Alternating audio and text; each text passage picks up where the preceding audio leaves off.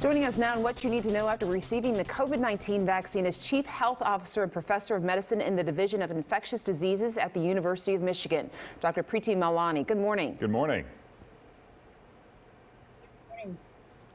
Doctor, I think that so many people have the questions about if once they're fully vaccinated, 2 weeks after they get that second dose, what are some of the things that they can return to? Is it eating in restaurants, inside of restaurants? Is it going into the gym? What are some of the things that you would recommend to patients? You know, this is all good news, and with vaccination, the story keeps getting better. And vaccination doesn't just protect you, but it protects everyone else. And you know, the big things from my standpoint right now are really what the CDC offered earlier this month, which is around gathering in small numbers, particularly in your own home. And if you're fully vaccinated, you can safely get together with other people who are fully vaccinated, without masks, without social distancing. So you can hug and kiss those friends and family that you've been missing. And for particularly grandparents, if you are fully vaccinated, you can visit with unvaccinated people in a single household who are at low risk for severe infection. And again, the group that comes to mind for me are grandparents who are missing those grandbabies. In terms of indoor dining and gyms, you know, again, being vaccinated does decrease your risk, but it's still important that we all follow the mitigation, the masking, the distancing, making sure places are well ventilated. Being vaccinated, you can still get COVID, but it is going to likely be very mild. And we're also moving in a direction where, as more and more people get vaccinated, hopefully we can drop some of the mitigation measures. But right now, out in public, I want everyone to still be really careful, even if they've been vaccinated.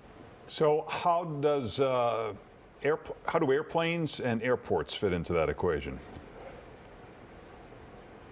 You know, airports and airplanes are a good question. And what we're finding is that the air exchanges, particularly on airplanes, make travel, the risk acceptable. I won't say it's zero risk, but it's acceptable. And so what I would recommend to my friends, family, patients, if you've been fully vaccinated, feel free to go and travel, especially if it's a short distance within the United States. I don't think international travel should really be pursued yet, and the CDC agrees with that. But you know, these are essential activities in my mind. This isn't going on a vacation, you know, just to enjoy yourself. This is going to see family that you might have not seen in more than a year.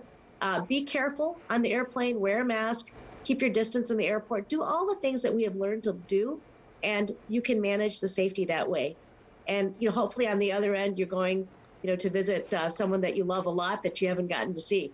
Looking at the global picture, obviously the United States is doing pretty well in terms of getting everyone vaccinated that wants to get vaccinated, but the global picture, particularly in developing countries, I'd imagine that's still a level of concern. Yeah, this is a big concern. And in fact, in a lot of countries, even the healthcare workers, you know, the most essential of workers haven't been vaccinated. And you know, I'm glad to see progress in this regard. And hopefully in coming weeks and months, there'll be more vaccination available, especially to the most essential workers. But this is, we can't only vaccinate the United States and expect this to go away. We've got to really support all the efforts around the world. And hopefully there's going to be progress in the coming weeks and months in this regard. Dr. Malani, thanks so much for joining us this morning. We appreciate it. Thank you, Doctor. And for more information, you can visit cdc.gov/coronavirus.